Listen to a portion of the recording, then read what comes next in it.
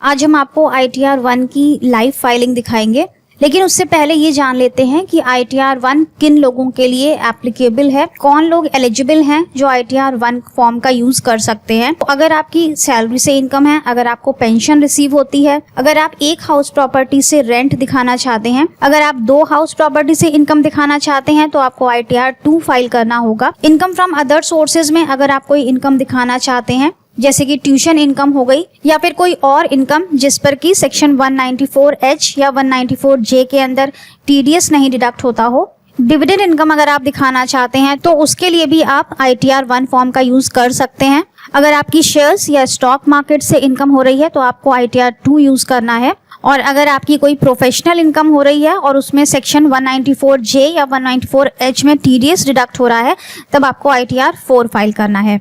ITR 1 की online utility आ गई है और आप अपने ITR 1 फॉर्म को ऑनलाइन फाइल कर सकते हैं। ऑफलाइन भी इसे फाइल किया जा सकता है। ऑफलाइन कैसे फाइल करते हैं उसका वीडियो ऑलरेडी चैनल पर अपलोड है, लिंक आपको नीचे डिस्क्रिप्शन बॉक्स में मिल जाएगा। ऑनलाइन और ऑफलाइन का प्रोसेस बिल्कुल सेम है, बस इतना डिफरेंस है कि ऑफलाइन में आपको इंटरनेट की ज़रूरत नहीं पड़ती है। आपको सिर्फ लॉगिन के टाइम पर इंटरनेट चाहिए और उसके बाद जब आप अपने रिटर्न को अपलोड करेंगे उस समय आपको इंटरनेट चाहिए। बीच में अपना पूरा फॉर्म फिलअप करने के लिए आपको कहीं पर भी इंटरनेट की ज़रूरत नहीं पड़ती है। जबकि अगर आप ऑनलाइन मोड से करते हैं तो आपको थ्रू आउट अपना नेट कनेक्शन चाहिए होता है। ऑनलाइन मोड से करते हैं तो आपके नेट की स्पीड के ऊपर डिपेंड करता है कि आपका फॉर्म कितना फास्ट फिलअप हो रहा है। साथ ही यहाँ पर जब साइट पर लोड होता है तो फॉर्म हैंगअप भी हो जाता है। जबकि अगर आप ऑफलाइन मोड से करेंगे तो वो काफ़ी फास्ट है, क्योंकि वो इंटरनेट बेस्ड नहीं है। यहाँ पर काफ़ी फास्ट फाइलिंग होती है। आप अपने ड्राफ्ट को सेव करके रख सकते हैं और जब आपके पास इंटरनेट की फैसिलिटी हो उस समय आप अपने सेव्ड ड्राफ्ट को अपलोड कर दीजिए। बस दैट्स इट। यही ऑफलाइन और ऑनलाइन में फ़र्क है। तो आपको जिस भी मेथड से करना हो वो चीज़ आप यहाँ पर चूज़ कर सकते हैं। चलिए स्टार्ट करते हैं अपनी ऑनलाइन फाइलिंग। इसके लिए सबसे पहले हमें आ जाना है इनकम टैक्स की साइट पर, जो कि है incometax.gov.in। साइट पर आने के बाद आपको यहाँ लॉगिन करना है। लॉगिन करने के लिए आप यहाँ पर पैन नंबर और आधार नंबर दोनों में से कोई भी दे सकते हैं। हम यहाँ पर पैन देकर कंटिन्यू पर क्लिक करेंगे। अब यहाँ आपको बॉक्स पर टिक लगाना है और अपना पासवर्ड देना है। नीचे कंटिन्यू पर क्लिक करेंगे। ये हमारे पास डैशबोर्ड आ गया है हमारी ITR फाइलिंग का। ITR फाइलिंग स्टार्ट करने से पहले आपको 4 चीज़ों का यहाँ पर खास तौर से ध्यान रखना है। सबसे पहला, आपको अपने फॉर्म 26 AS को डाउनलोड कर लेना है। दूसरा, आपको फॉर्म AIS को डाउनलोड कर लेना है। तीसरा, आपको अपने बैंक का प्री वैलिडेशन चेक कर लेना है। और चौथा कि आपको चेक कर लेना है कि आपका पैन और आधार लिंक्ड है या नहीं। कैसे चेक करेंगे, चलिए देखते हैं। सबसे पहले हमें ई फाइल में जाना है।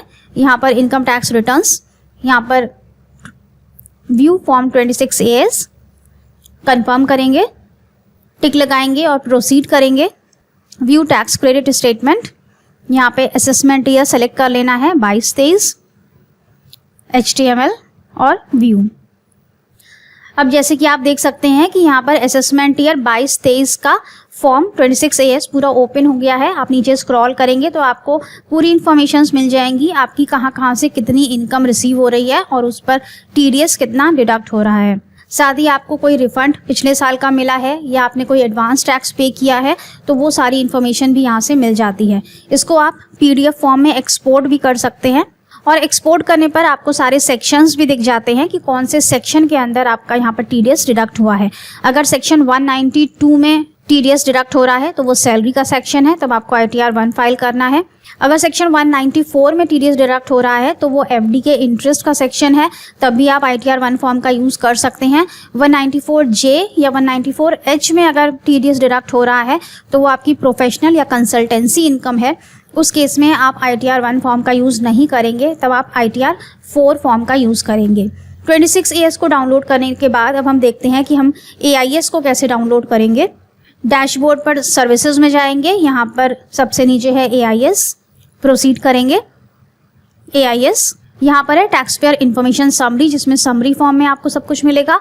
और ये है एनुअल इन्फॉर्मेशन स्टेटमेंट AIS, यहाँ पर आपको डिटेल फॉर्म में सब कुछ मिल जाता है। यहाँ पर हमें कौन कौन सी इन्फॉर्मेशंस मिलेंगी, आपकी टीडीएस और टीसीएस की इन्फॉर्मेशंस, जहाँ से भी आपका टीडीएस या टीसीएस डिडक्ट हुआ है, आपकी एसएफटी की इन्फॉर्मेशन, कोई हाई वैल्यू ट्रांजैक्शंस किए हैं आपने, जहाँ पर कि आपने 10 लाख से ऊपर के कोई ट्रांजैक्शन किए हों म्यूचुअल फंड में या स्टॉक मार्केट में, या फिर प्रॉपर्टी की सेल परचेज की हो, वो ट्रांजैक्शंस आपको यहाँ से मिल जाते हैं। और आपका आईटीआर फॉर्म आपके हाई वैल्यू ट्रांजैक्शंस के साथ मैच होना चाहिए। इसके बाद है पेमेंट ऑफ टैक्सेस, अगर आपने कोई टैक्सेस पे किए हैं एडवांस टैक्स वगैरह तो उसकी डिटेल भी आ जाती है। साथ ही है डिमांड एंड रिफंड और अदर इन्फॉर्मेशन। तो यहाँ पर काफ़ी सारी इन्फॉर्मेशन रिफ्लेक्ट हो रही हैं और आपने जितने भी ट्रांजैक्शंस किए हैं ड्यूरिंग द ईयर, या जो भी आपने इनकम अर्न की है, या जो भी आपने टैक्सेस पे किए हैं, वो सारे के सारे डिपार्टमेंट के पास पहुँच चुके हैं। तो अब यहाँ पर हाइड करना कुछ भी बहुत ही मुश्किल है। अपनी इन्फॉर्मेशन आप सारी साफ साफ आईटीआर में दे दें, जिससे कि बाद में आपको कोई भी परेशानी ना हो। एआईएस देखने के बाद अब हम समरी पर आते हैं। समरी में यहाँ पर हमें अपनी सैलरी इनकम दिख जाएगी, उस पर टीडीएस कितना डिडक्ट हुआ है वो मिल जाएगा। साथ ही सेविंग बैंक से आपको कोई इंटरेस्ट अर्न हो रहा है वो मिल जाएगा। एफडी से अगर आपको कोई इंटरेस्ट अर्न हो रहा है वो मिल जाएगा। डिविडेंड इनकम यहाँ पर मिल जाएगी। इसके अलावा आपने प्रॉपर्टी की सेल परचेज की है या स्टॉक मार्केट में इन्वेस्ट किया है तो वो सारी डिटेल्स भी आपको यहाँ से मिल जाएंगी। समरी में अगर आपकी म्यूचुअल फंड या स्टॉक मार्केट की इनकम भी शो हो रही है तो आपको ITR 2 फाइल करना है, ITR 1 फॉर्म का यूज़ नहीं करना है। तो यहाँ से आपको अपनी इन्फॉर्मेशंस मिल जाएंगी सैलरी और इंटरेस्ट और डिविडेंड वगैरह की, और उसको आपको अपने ITR फॉर्म में फिलअप कर देना है। या फिर अगर ITR फॉर्म में ऑटो पॉपुलेट हो रहा है तो आपको जस्ट चेक कर लेना है कि इन्फॉर्मेशंस मैच करनी चाहिए। यहाँ पर 2 चीज़ें हमने यहाँ पर देख ली कि हमें 26AS कैसे डाउनलोड करना है और हमें AIS को कैसे डाउनलोड करना है। यहाँ पर डाउनलोड का ऑप्शन भी है, आप इसे डाउनलोड करके सेव कर सकते हैं अपने फ्यूचर रेफरेंस के लिए। इसके बाद हम चलते हैं तीसरी सिचुएशन पर। अब आपको ये चेक कर लेना है कि जिस भी बैंक अकाउंट में आप अपना रिफंड चाहते हैं वो प्री वैलिडेट है कि नहीं। इसके लिए हम जाएंगे बैंक अकाउंट अपडेट पर। अब आपको यहाँ पर ये चेक कर लेना है कि जिस भी अकाउंट में आप रिफंड चाहते हैं वो वैलिडेटेड होना चाहिए। भले ही EVC इनेबल्ड ना आ रहा हो, लेकिन ये वैलिडेटेड वर्ड यहाँ पर आना चाहिए। अगर वैलिडेटेड वर्ड यहाँ पर नहीं आएगा तो आपके बैंक अकाउंट में रिफंड नहीं आ पाएगा और काफ़ी प्रॉब्लम्स होंगी। इसलिए पहले अपने अकाउंट को प्री वैलिडेट कर लीजिए, उसके बाद ही अपनी ITR फाइलिंग स्टार्ट करिएगा। अगर आपको कोई और बैंक ऐड करना है तो आप यहाँ ऐड बैंक पर क्लिक करके अपने बैंक की डिटेल्स ऐड कर दीजिए, अकाउंट नंबर और IFSC कोड, और आपका बैंक यहाँ पर ऐड हो जाएगा। साथ ही वो वैलिडेट भी हो जाएगा अगर आपका पैन नंबर बैंक अकाउंट में लिंक्ड है। बैंक प्री वैलिडेशन चेक करने के बाद आपको चौथी चीज़ चेक करनी है कि आपका पैन और आपका आधार आपस में लिंक है या नहीं। इसके लिए आपको यहाँ ऊपर जाना है नेम पर। यहाँ पर आपको मिलेगा माई प्रोफाइल।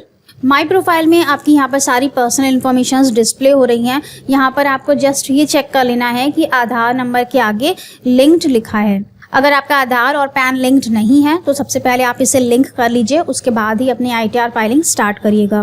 पैन और आधार को अगर आपने लिंक नहीं किया तो आपका पैन इनवैलिड हो जाएगा, आपको ITR फाइल करने में भी प्रॉब्लम आएगी। और अगर आपने लिंक नहीं किया हुआ है तो आप 31 मार्च 2023 से पहले इसे लिंक कर लें, वरना आपका पैन हमेशा के लिए इनवैलिड हो जाएगा। 31 मार्च 2023 लास्ट डेट है जब तक कि आप आधार को पैन के साथ लिंक कर सकते हैं with late fees. 31 March 2022 last date थी जबकि आप विदाउट लेट फीस दोनों को लिंक कर सकते थे, पर अब अगर आप लिंक करेंगे तो यहाँ पर 500 रुपये और 1000 रुपये की लेट फीस लगेगी।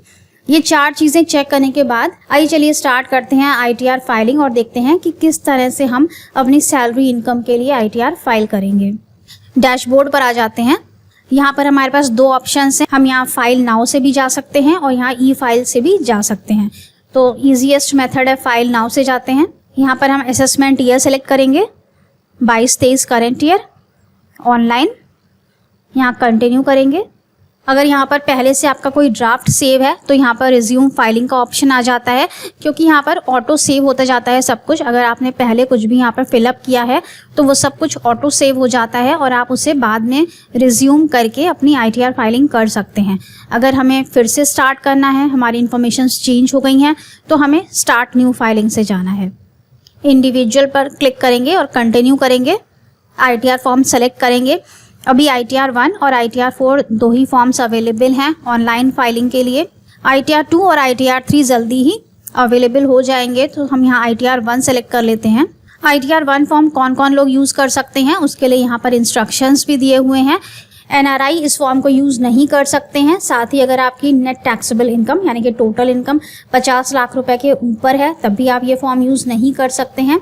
एग्रीकल्चर इनकम अगर आपकी 5,000 रुपये के ऊपर है तब भी यूज़ नहीं करेंगे।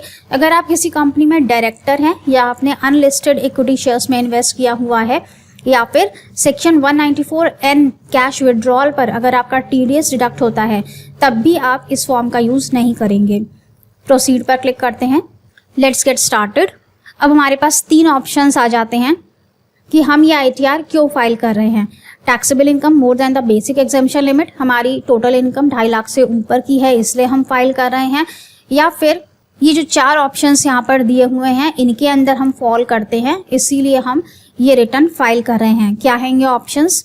आपने during the year current account में 1 करोड़ से ज़्यादा रुपए जमा करवाए हैं। आपने during the year foreign country में ट्रैवल किया है जिस पर कि आपने 2 लाख रुपए से ज़्यादा का खर्चा किया है।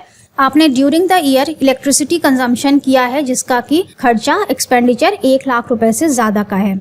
और अगर इन सब में से कोई भी कंडीशन नहीं है तब आप ये 3rd ऑप्शन जो अदर्स दिया हुआ है इसे चूज कर सकते हैं। तो हम सबसे पहला वाला चूज कर लेते हैं, taxable income more than the basic exemption limit, और हम कंटिन्यू करेंगे। अब यहाँ पर इन्फॉर्मेशन आएगी, we have prefilled your return based on information available with the income tax department, please confirm that the details in each section are correct to proceed. ये कह रहे हैं कि इनकम टैक्स डिपार्टमेंट के पास जितनी भी इन्फॉर्मेशन अवेलेबल है उससे आपके इस रिटर्न फॉर्म को प्री फिल्ड कर दिया गया है, सब कुछ यहाँ पर फिलअप कर दिया गया है। आपको बस कंफर्म करना है कि वो इन्फॉर्मेशन सही है या नहीं, और अगर इन केस वो इन्फॉर्मेशन सही नहीं है तो आपके पास एडिट का भी ऑप्शन है, आप एडिट पर क्लिक करके मॉडिफाई कर सकते हैं। यहाँ पर हम ओके कर देते हैं। अब यहाँ से हमारी रिटर्न फाइलिंग स्टार्ट होती है। सबसे पहले है पर्सनल इन्फॉर्मेशन, यहाँ पर ओपन करेंगे। यहाँ पर हमारी सारी पर्सनल इन्फॉर्मेशन डिस्प्ले हो रही हैं, name, PAN, Aadhaar number, date of birth, mobile number, email address, हमारा हाउस एड्रेस, ये सब कुछ हमें एक बार चेक कर लेना है कि सही डिस्प्ले हो रहा है। इसके बाद हमें आगे आ जाना है। यहाँ पर है nature of employment, drop down list open करेंगे।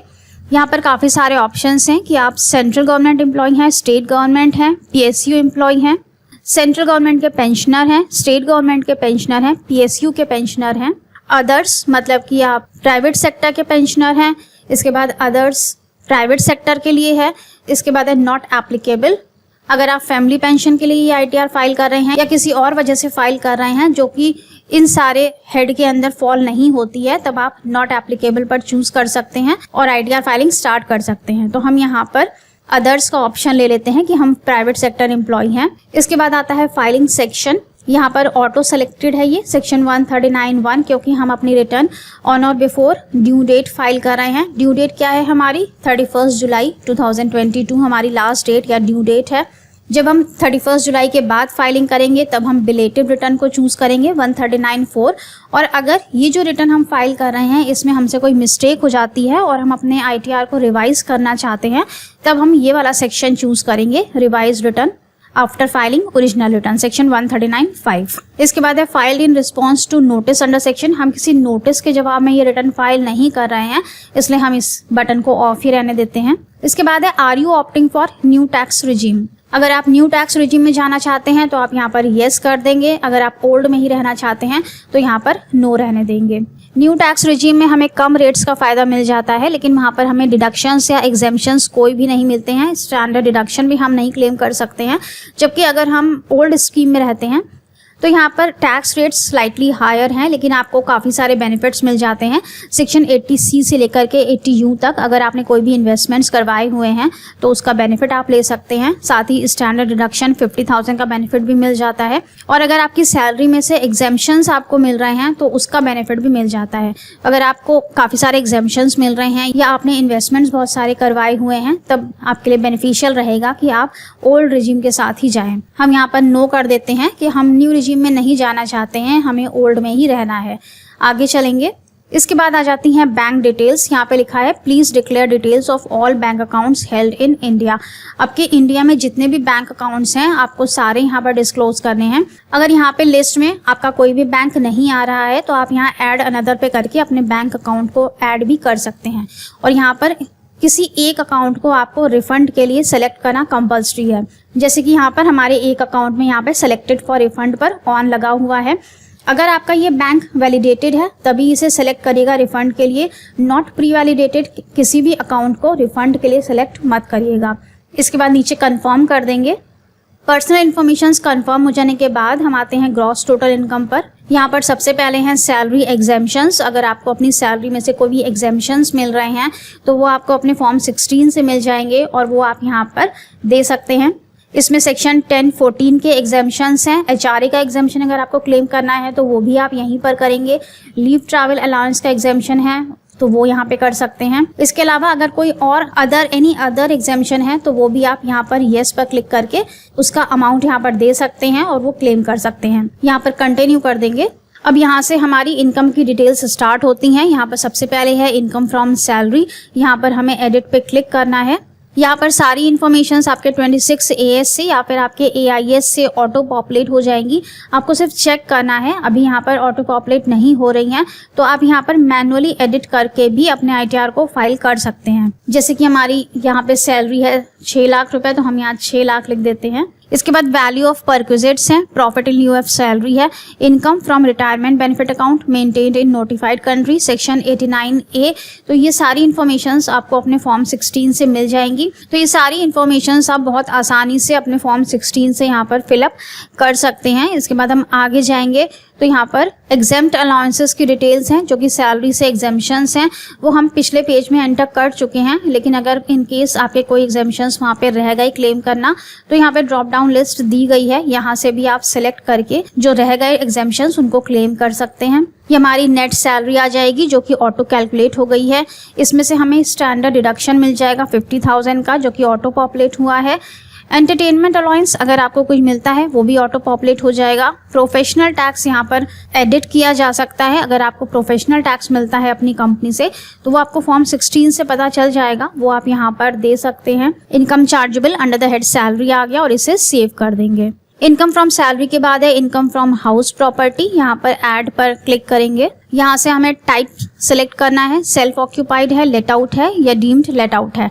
सेल्फ ऑक्यूपाइड पर अगर क्लिक करते हैं तो अगर आपने होम लोन लिया हुआ है और उसकी EMI का आप पेमेंट कर रहे हैं तो जो उसका इंटरेस्ट पोर्शन है उसे आप यहाँ पर क्लेम कर सकते हैं। और ये अमाउंट आपको कहाँ से मिलेगा? आपको अपने बैंक से, जिस भी बैंक से आपने होम लोन लिया है उस बैंक से आपको सर्टिफिकेट ले लेना है। उस सर्टिफिकेट में आपको सब पता चल जाता है कि ड्यूरिंग द ईयर आपका इंटरेस्ट कंपोनेंट कितना था और प्रिंसिपल कंपोनेंट कितना था। इंटरेस्ट कंपोनेंट का आप यहाँ पर डिडक्शन ले सकते हैं हाउस प्रॉपर्टी के हेड में, और जो आपका प्रिंसिपल पोर्शन है उसे आप 80C के अंदर क्लेम कर सकते हैं।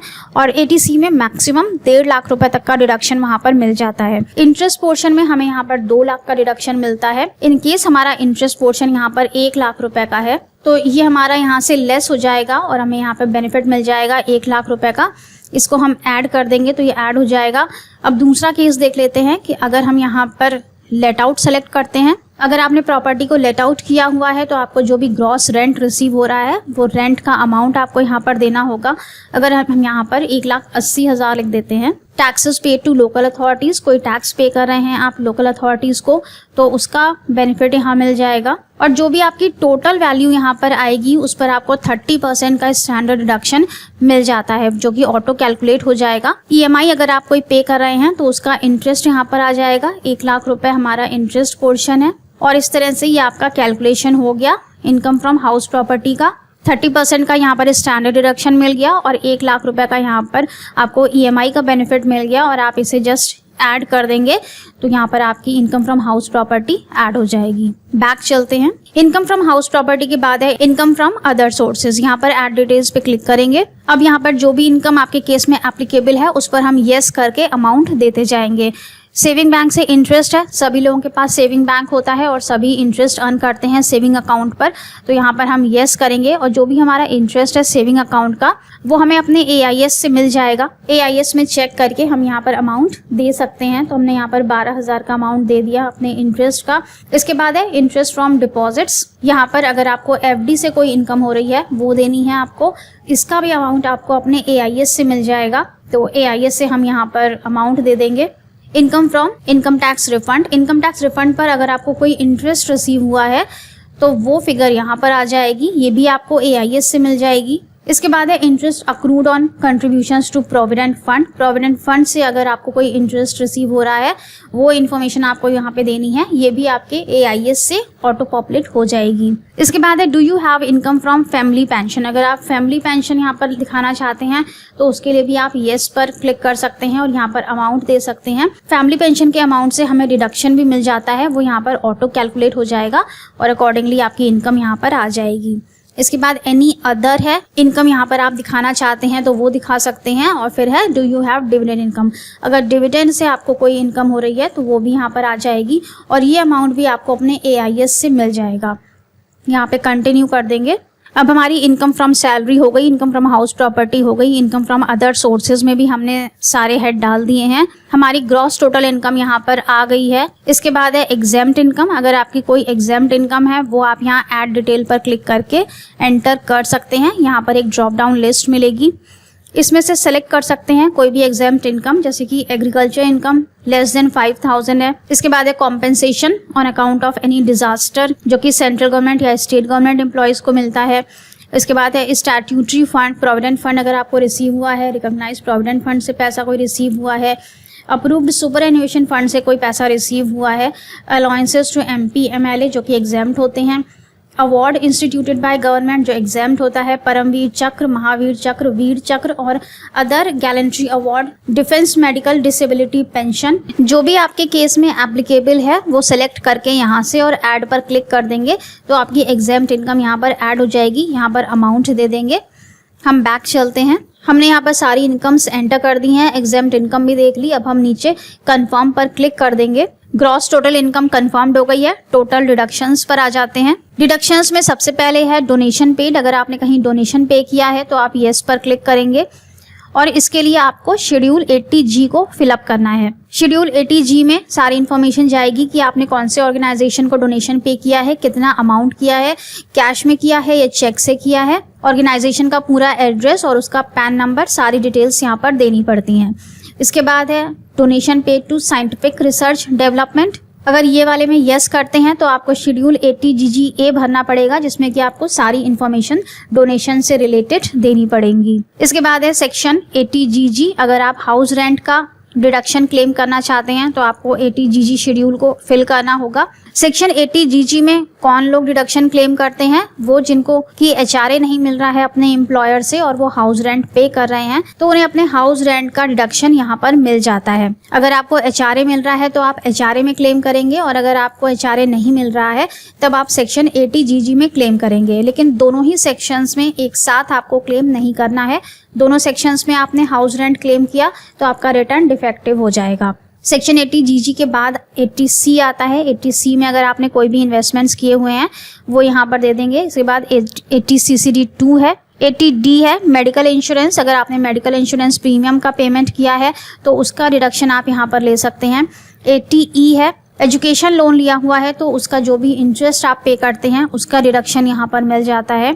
इसके बाद सेक्शन 80TTA है। आपके सेविंग अकाउंट पर जो भी आपको इनकम हो रही है उसका रिडक्शन आपको यहाँ पर मिलता है। मैक्सिमम 10,000 रुपये तक का रिडक्शन आप यहाँ पर क्लेम कर सकते हैं। तो हमने अपने सेविंग अकाउंट में इंटरेस्ट इनकम दिखाई थी 12,000 रुपये की, तो हम यहाँ पर रिडक्शन उसका क्लेम कर लेते हैं। यहाँ पर येस करेंगे। शेड्यूल 80TTA यहाँ पर हमें फिलअप करना होगा, वो हम आगे फिलअप करेंगे। इसके बाद है एनी अदर रिडक्शन। अगर कोई और रिडक्शन इन सब के अलावा आप क्लेम करना चाहते हैं, यहाँ येस पर क्लिक करेंगे और एक बार ये लिस्ट हम देख लेंगे कि क्या ये यहाँ पे जो हेड दिखा रहे हैं इनमें से किसी रिडक्शन के लिए हम एलिजिबल हैं। यहाँ पर हमें सेक्शन 80DD मिल जाता है, medical treatment of dependent with disability. 80CCD1B में हम NPS का कंट्रीब्यूशन दिखा सकते हैं। 80DDB है medical treatment of specified disease. 80EE है interest on loan taken for residential house property. Section 80EE और EEA इन दोनों के लिए स्पेसिफाइड कंडीशंस हैं। अगर वो कंडीशंस आप सेटिस्फाई करेंगे तभी आप इन सेक्शंस में डिडक्शन क्लेम कर सकते हैं। एक बार डिडक्शन क्लेम करने से पहले इन दोनों सेक्शंस को आप एक बार देख लीजिएगा कि क्या आप इनकी डेफिनेशंस के अंदर फॉल कर रहे हैं। सेक्शन 80EEA का डिडक्शन आप यहाँ पर क्लेम कर सकते हैं जो कि फर्स्ट टाइम होम बायर्स हैं और जिनके मकान की वैल्यू 45 लाख रुपए से कम की है। उनके लिए ये सेक्शन आया था, लेकिन अब इसे डिसकंटिन्यू कर दिया गया है। फिलहाल इस वाले असेसमेंट ईयर के लिए हम इसका डिडक्शन ले सकते हैं, लेकिन इसके बाद आगे के असेसमेंट ईयर से ये डिसकंटिन्यू हो जाएगा।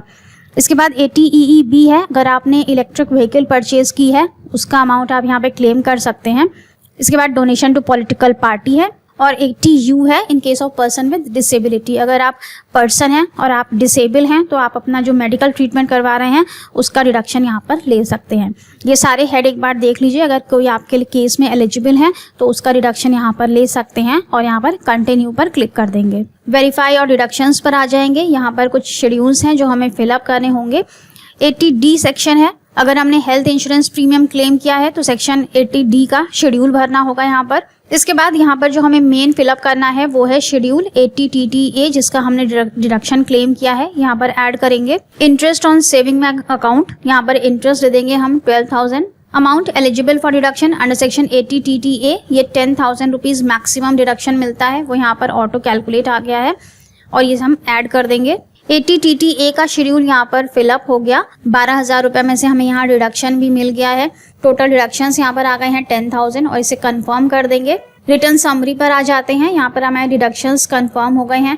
टैक्सेस पेड में आएंगे। यहाँ पर अगर आपकी सैलरी से कोई भी टीडीएस डिडक्ट हुआ है तो उसकी डिटेल आपको यहाँ पर ऑटो पॉपुलेट हो जाएगी। फॉर्म 26AS से भी ऑटो पॉपुलेट होती है, साथ ही AIS से भी यहाँ पर आ जाएगी, और यहाँ शो डिटेल्स पर करेंगे तो सारी इन्फॉर्मेशन यहाँ पर ऑटो पॉपुलेट हो जाती है। सैलरी इनकम कितनी है, टीडीएस का अमाउंट कितना है।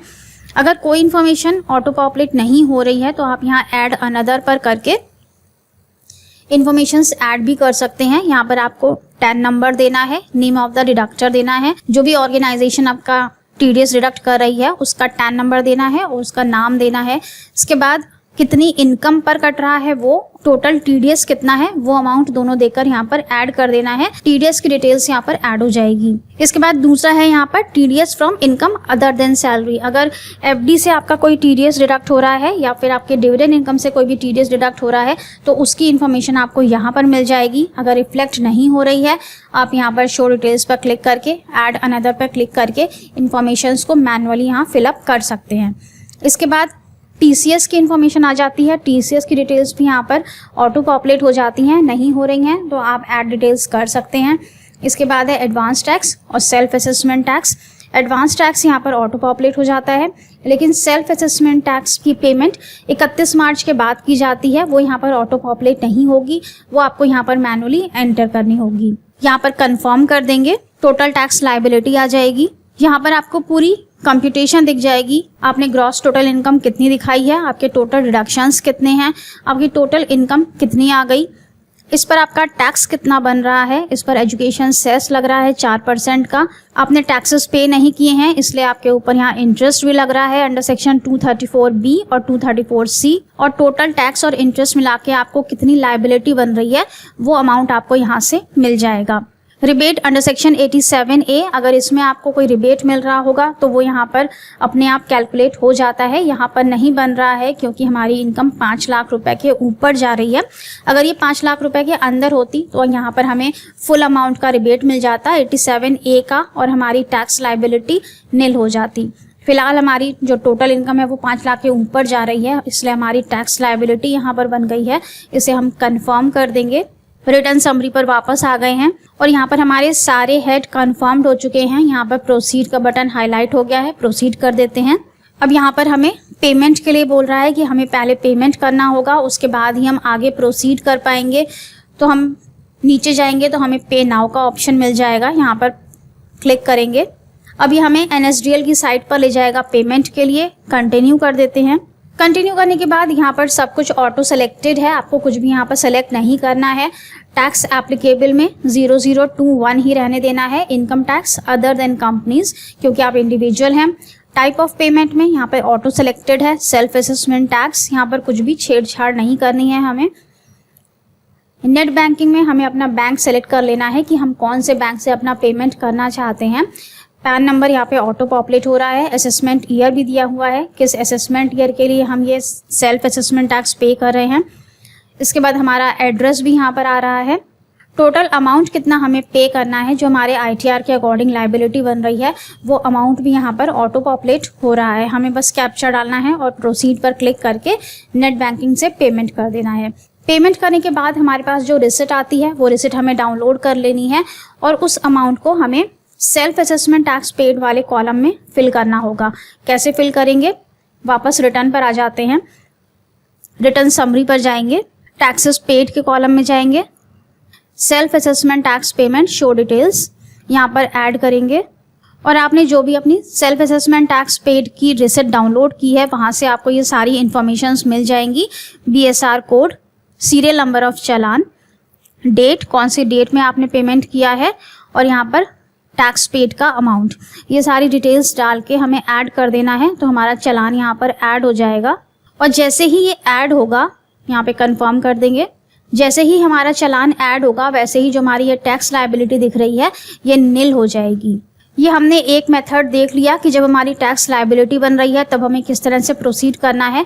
अब हम इसमें दूसरा केस देख लेते हैं, जब हमारा रिफंड बन रहा है तब हमें किस तरह से प्रोसीड करना है। तो हम यहाँ टोटल डिडक्शंस को यहाँ मॉडिफाई कर देते हैं। यहाँ पर हम 80C में 1.5 लाख रुपए का इन्वेस्टमेंट कर देते हैं और इसे कंटिन्यू करेंगे। अब जैसे कि आप देख सकते हैं कि ऑनलाइन मोड से करने पर यहाँ पर काफ़ी स्लो स्पीड चल रही है, वहीं अगर आप ऑफलाइन मोड से करेंगे तो ये बहुत ही फास्ट काम करता है। यहाँ पर बिल्कुल भी आपकी नेट प्रॉब्लम या हैंगिंग प्रॉब्लम नहीं होगी।